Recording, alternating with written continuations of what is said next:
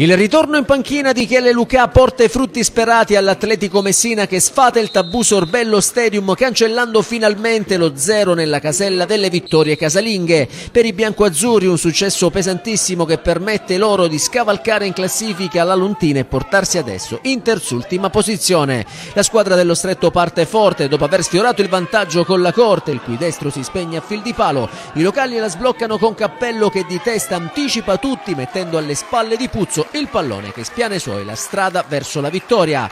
L'Atletico vuole subito chiudere i conti, ma prima la punizione di Santamaria è deviata sulla traversa da Puzzo e poi il sinistro incrociato di Guglielmo non c'entra lo specchio della porta. La rinascita non sta comunque a guardare, solo il decisivo salvataggio sulla linea di Santamaria nega a Tuccio la gioia del pareggio con Neres che sul proseguo dell'azione manda di poco al lato di testa, mentre la punizione di Mastriani a seguire è bloccata in tuffo da Previti. Ma prima dell'intervallo l'Atletico avrebbe la chance per il raddoppio, Santamaria però spara alto l'invito di Arena.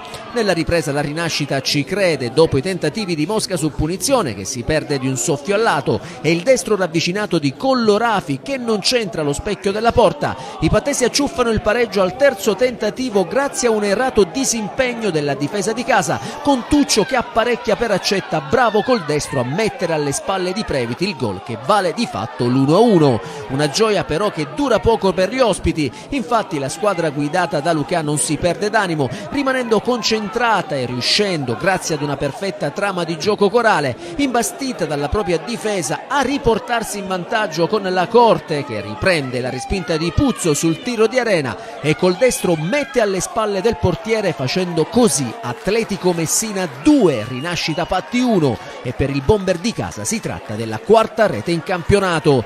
Nell'occasione viene espulso dal signor Parisi il calciatore pattese Nibali e così l'Atletico tenta subito di approfittarne, ma Arena ben servito in aria da Santamaria sciupa il possibile gol del Tris.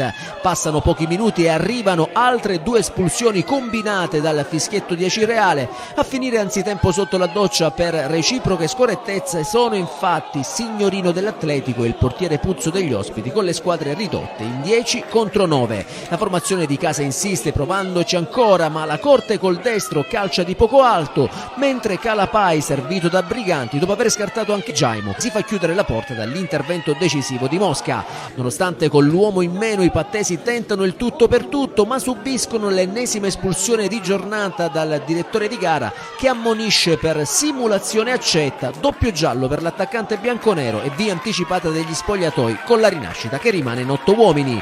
Così in uno degli ultimi attacchi alla porta ospite l'Atletico mette a segno il gol liberatorio quando Di Natale col sinistro indirizza alle spalle di Jaimo facendo partire i titoli di coda sul match. Ma prima della fine da registrare ancora un cartellino rosso per la rinascita con il signor Parisi che espelle anche Mastriani lasciando i pattesi in 7 contro 10. Il 3-1 finale consegna dunque all'Atletico Messina il punto numero 16 biancoazzurri che si portano in terzultima posizione mentre la rinascita Patti rimane a 20 al quintultimo posto.